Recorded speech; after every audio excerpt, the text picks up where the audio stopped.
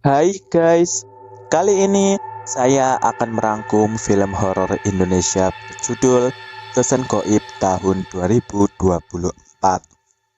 Tanpa basa-basi lagi, monggo disimak ceritanya. Namun sebelum lanjut, jangan lupa ditekan dulu like, komen, subscribe, serta share video ini sebanyak-banyaknya ya. Oke. Berlatarkan di kota Semarang pada tahun 2006.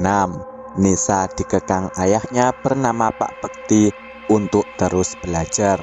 Bahkan makan dan minum saja nggak dibolehin. Aku capek, Pak. Kamu mau bodoh?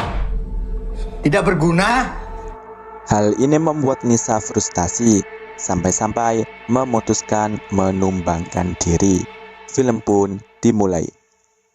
Pindah ke kampus, Maya, Fatah, dan Emir sama-sama dinyatakan nggak lulus mata kuliahnya Pak T, yang dikenal sebagai dosen killer.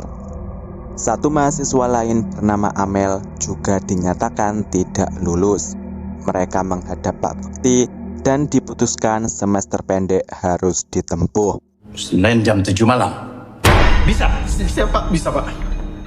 Atas hal ini, Amel tidak lagi boleh membantu pekerjaan ibunya. Bahkan Maya diomeli bapaknya sampai-sampai harus minum obat penenang. Di sisi lain, Pak Bekti menebus obat, lanjut jalan menuju kampus. Ketika nyebrang, bonekanya terjatuh. Amel dan kawan-kawan datang ke kelas yang tidak ada orang lain selain mereka berempat.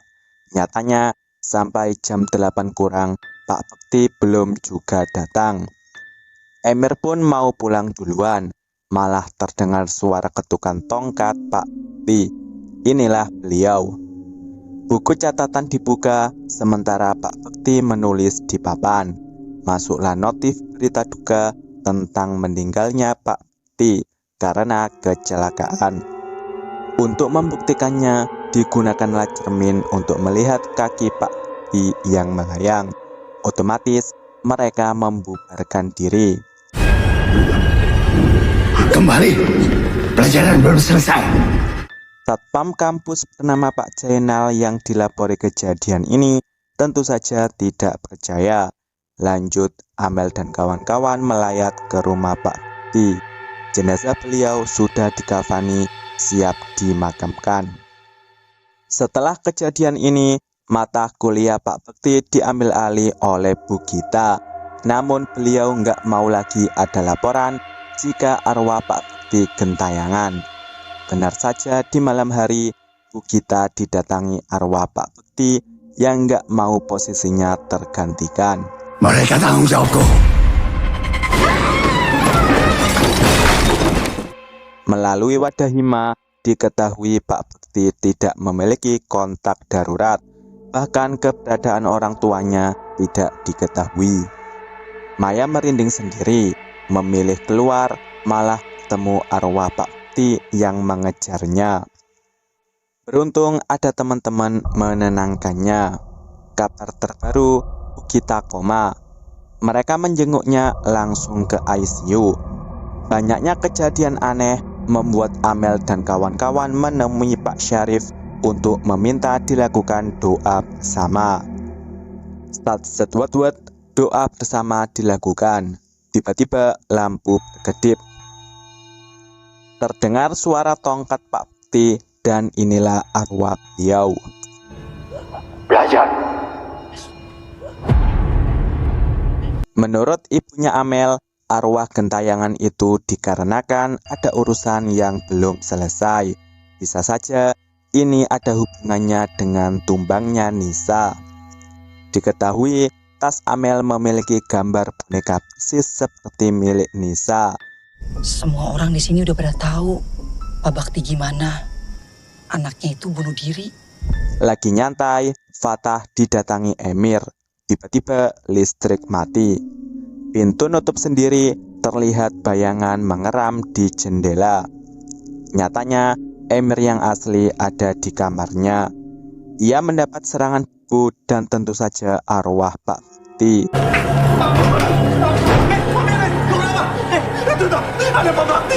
Di sisi lain, Maya juga diganggu. Ia nggak bisa melarikan diri karena pintu apartemen dikunci. Maya pun terkepung arwah Pak Bekti hingga ia terjatuh dari lantai atas. Kabar tumbangnya Maya pun harus diterima Amel dan kawan-kawan. Masuk ke kamar Maya, Amel menemukan obat-obatan beserta diari Maya yang sudah tergambar tongkat Pak Bekti. Ma itu udah mati. Dia bunuh diri gara-gara diteror sama Pak Bakti sama kayak kita. Mereka ke rumah Pak Bekti untuk mencari petunjuk. Di kamar Nisa, Amel menemukan boneka dan beberapa paket siap kirim. Sementara Fatah menemukan ponsel mati. Di hadapannya ada Amel berdiri mematung, berganti jadi Pak Bekti. Ampun Pak Bakti, ampun Pak. Mereka keluar, ketemu Kiki yang nggak percaya dengan mereka dan masih berpikir dengan logika. Kalau lo nggak mau bantuin kita, enggaknya nggak usah ngalang-ngalangin. Bantuin apa lagi, Mel? Lagi-lagi dalam kesendiriannya, Fatah diteror menggunakan komik. Emir melihat tongkat Pak Bekti jalan sendiri dengan Pak Bekti di sampingnya. Ini hanya halu. Sementara Amel sedang khusyuk sholat mendengar suara Pak Bekti. Padahal di luar nggak ada siapa-siapa. Pelajaran belum selesai. Keputusan kembali ke kelas pun diambil. Tepat jam 7 malam, terdengar ketukan tongkat Pak Bekti. Inilah beliau.